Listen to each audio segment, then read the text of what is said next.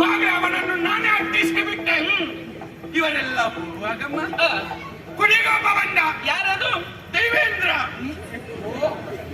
ಅದು ದೇವೇಂದ್ರ. ದೇವೇಂದ್ರ ನಮ್ಮ ಸುರತ್ಕಲ ಕಡೆಯಿಂದ ವಜ್ರಮಣಿಯೊಟ್ಟಿಗೆ ಸುರಲೋಕದ ಕಡೆಯಿಂದ ವಜ್ರಮಣಿ ವಜ್ರಾಯುಧ ಜಳಪಿಸುತ್ತ ಬಂದ. ಬಂದು ನಿಮ್ಮ ಗಂಡನ ಮುಂದೆ ನಿಂತ.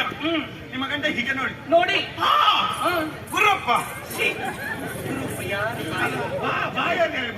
ಹಾಗಲ್ಲ ಸುರಪ್ಪ ಬಂದ್ಯಾ? ನಿನ್ನ ನಿರೀಕ್ಷೆಯಲ್ಲೇ ಇದ್ದೆ. ಆಚೆ ಈಚೆ ನೋಡ್ಬೇಡ. ಬಾಯು ಯುದ್ಧರಂಗದೊಳಗೆ. ಯುದ್ಧರಂಗದೊಳಗೆ ಅವ ಆಚೆ ಈಚೆ ನೋಡ್ಲಿಲ್ಲ. ಬದುಕಂತ ಯುದ್ಧರಂಗ. ನಿಮ್ಮ ಗಂಡ ಕೂಡ ಯುದ್ಧರಂಗಕ್ಕೆ. ಅಮ್ಮ ಕಾಮುಕಿ. ಅದು ಮುಖಾಮುಖಿ.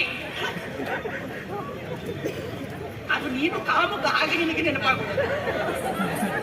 ಮುಖಾಮುಖಿಯ ಮೂವಾಗ ಸ್ವಲ್ಪ ತಡ.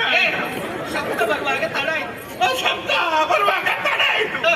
ಮುಖಾಮುಖಿ ಇಬ್ಬರು ಎದುರುವಾದ್ರೆ ಅಮ್ಮ ಏನು ನಡೆದಂತ ಭಯಂಕರ ಕದನದಲ್ಲಿ ಎಂತದ್ದನ್ನಮ್ಮ ಹೇಳುದು?